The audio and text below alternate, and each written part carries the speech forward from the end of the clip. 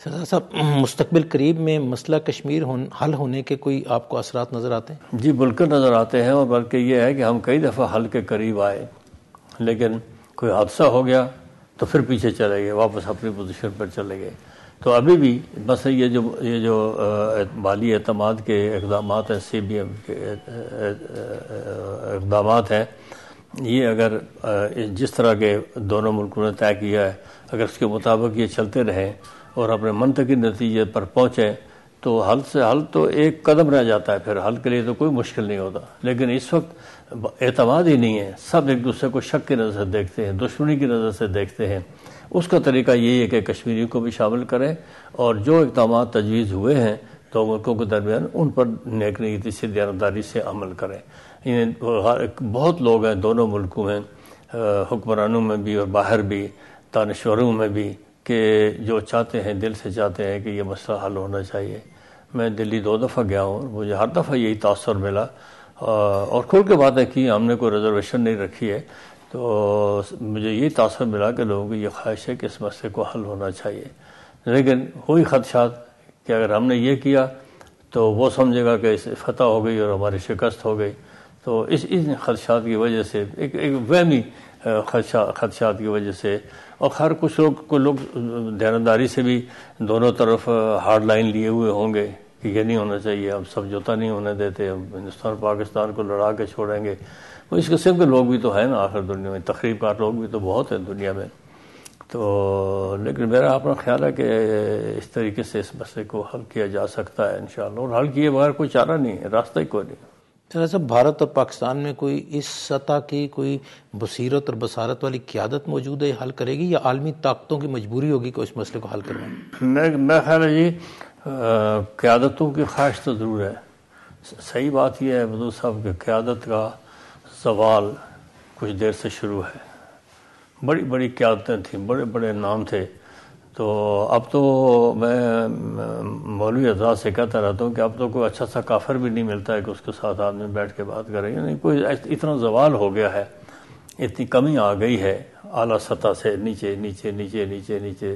جب کوئی تبدیلی ہوتی ہے ہم سمجھتے ہیں اچھی ہوگی، وہی خراب ہوتی ہے اور نیچے ہی جا رہے ہیں۔ تو اب جب تک ان کو مجبوری نہیں ہوگی، میرا خیال ہے کہ وہ اپنی دانش کی وجہ سے حکمران جو ہے وہ کچھ نہیں کریں گے، مجبوری ہوگی تو ضرور کریں گے۔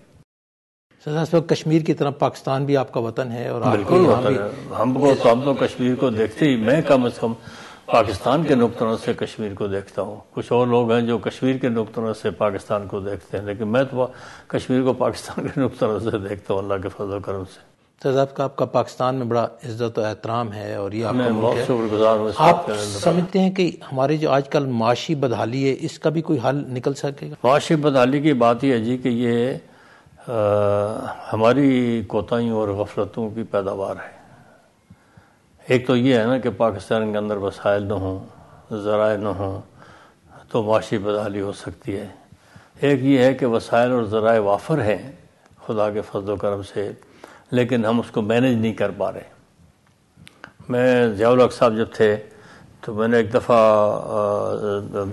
اسحاق خان صاحب نے ایک بجٹ پیش کیا، تو ہم نے نوابزار نصر خان مرحوم ہم لوگوں نے تقریریں کی بجٹ کے خلاف۔ تو میں نے ایک تقریر میں کہا کہ اسحاق خان کو قید کریں تو میں بجٹ جو ہے ٹھیک کر دیتا ہوں۔ کو 5 ارب روپے کا خسارہ تھا اس وقت، اس کے لگ بھگ تھا۔ ضیاء الحق صاحب نے مجھے بلایا تو کہنے لگے کہ آپ کے پاس کوئی جادو ہے، کچھ منتر ہے، آپ کیسے ٹھیک کریں گے؟ میں نے کہا جی اس وقت آپ کا جو ویسٹیج ہے وہ 60% ہے، آپ اس ویسٹیج کو روک دیں، اس کو 10% پر لے آئیں، 5% پر لے آئیں، تو آپ خود اندازہ لگائیں کہ اکانومی ٹھیک ہوتی ہے کہ نہیں ہوتی ہے۔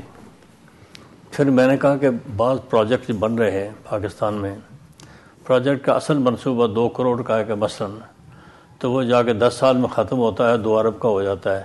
یہ سارا 2 کروڑ سے 2 ارب جو روپیہ خرچ ہوئے سارا ویسٹ ہو گیا، ضائع ہو گیا، اس کو نہیں روکا جا سکتا۔ میں نے کہا آپ اپنا بیلٹ ٹائٹ کریں تو سب کچھ ہو سکتا ہے، کیوں نہیں ہو سکتا؟ لوگوں سے کہیں اگر فرض کرو اور زیادہ ہو جائے، لوگوں سے کہیں جی ایک وقت کا کھانا چھوڑ دیں، کئی لاکھ ٹن غلہ بچ جاتا ہے، کیوں نہیں ہو سکتا ہے؟ نہیں کوئی ایسی بات نہیں۔ انہوں نے کہا کہ آپ تم کو اکانومسٹ ہو، کوئی فائنانس کے ایکسپرٹ ہو، تمہیں کیسے پتا ہے 60% ہے؟ میں نے کہا جی مہربانی کر کے آپ اس کا تخمینہ لگوا لیجئے، بحث نہیں کرتے آپ کے ساتھ۔ انہوں نے واقعی ایسا کیا کہ کوئی امریکن ایکسپرٹ انگیج کیے، تو کچھ مہینوں بعد میں ملا تو کہنے لگے وہ آپ کا اندازہ ٹھیک تھا، 60% ہے ہمارا ویسٹیج۔ تو میں نے کہا جی اب ایک کو 100 روپے خرچ کرتی ہے تو 60 ویسٹ کرتی ہے، تو اس کی اکانومی کیسے ٹھیک ہوگی؟ تو ہماری اکانومی کو کوئی بالکل سرے منہ مجھے نہیں کچھ سمجھا سکتا، میں نے بے شمار لوگوں سے بات کی ہے، مجھے نہیں سمجھا سکتے کہ ہماری اکانومی کیسے خراب ہے، سوائے سے کہ بد نظمی ہے اور وہی تباہی ہے، اکانومی کو تباہ کر رہے ہیں اپنے ہاتھ سے۔ دیکھیے ایک یہ ملک، مجھے کئی لوگوں سے میں نے کہا دیکھو اس ملک سے زیادہ قیمتی ملک کیا ہوگا دنیا میں کہ یہ 10-15 کروڑ لوگ اس کو لوٹ رہے ہیں، دیتا اس کو کوئی کچھ نہیں ہے، تو پھر بھی یہ قائم ہے، تو کیوں اکانومی نہیں ٹھیک ہو سکتی؟ یا تو ڈیفیسٹ ملک ہوتا نا، اس میں پیداوار نہ ہوتی، ذرائع نہ ہوتے، وسائل نہ ہوتے، تو ہم کہتے بھائی کہیں بھیک مانگنا پڑتی ہے، کچھ کرنا پڑتا ہے، کمی ہے۔ سب چیز خدا نے دے رکھی ہے، کسی چیز کی کمی نہیں ہے۔ سردار صاحب ایک چیز اور دیکھنے میں آئی ہے کہ پاکستان میں امن و امان کی حالت خراب ہے، دہشت گردی یہاں ہے، فرقہ واریت یہاں ہے، خوراک کا یہاں مسئلہ ہے، یہ سارے مسائل خطہ آزاد کشمیر میں نہیں ہیں۔ اللہ کا کرم ہے، اللہ کا کرم ہے۔ لیکن یہاں جو حکومت آتی ہے وہ اپنے مسائل دیکھنے کے بجائے کشمیر حکومت پر چڑھائی کرنے کی کوشش کی، یہ کیا شعوری طور پر ان کو سمجھ نہیں آتی کہ وہاں امن و امان ٹھیک ہے؟ ہوتا اصل میں یہ ہے، جیسے میں نے اسرائیلیوں کی بات بتائی نا، وہ سمجھتے ہیں کہ اگر ہم چپ رہیں تب مارے جائیں گے اور آگے بڑھیں گے تب مارے جائیں گے۔ حکمران جب نالائق حکمران آ جاتے ہیں جن کو پتہ نہیں ہوتا، ملک کے حدود اربہ کا پتہ نہیں ہے، کسی چیز کا حدود اربہ پتہ نہیں ہے، بس الیکٹ ہو گئے تو الیکٹ ہو گئے، اور وہ سمجھتے ہیں کہ الیکٹ ہونے کے بعد آدمی افلاطو ہو جاتا ہے، حالانکہ نہیں ہوتا افلاطو، اس کو محنت کرنا پڑتی ہے۔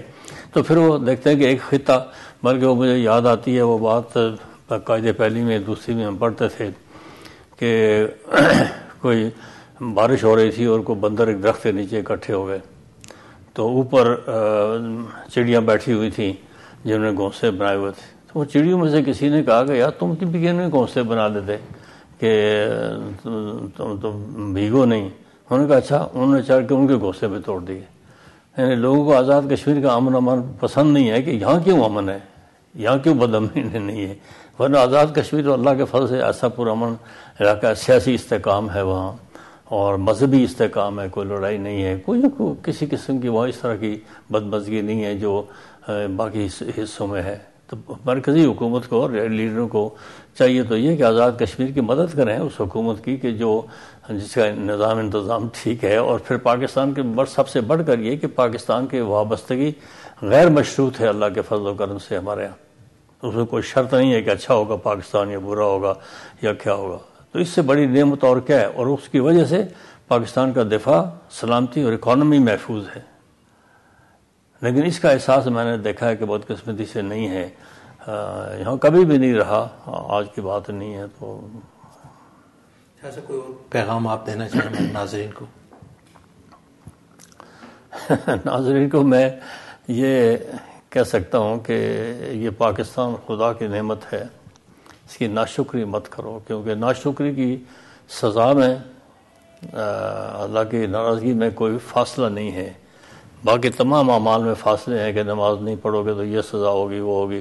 ناشکری کی سزا وَلَا إِن كَفَرْتُمْ إِنَّ عَذَابِي لَشَدِيدٌ، اللہ فرماتے ہیں کہ جس نے ناشکری کی تو ہمارا عذاب اس کو پکڑے گا۔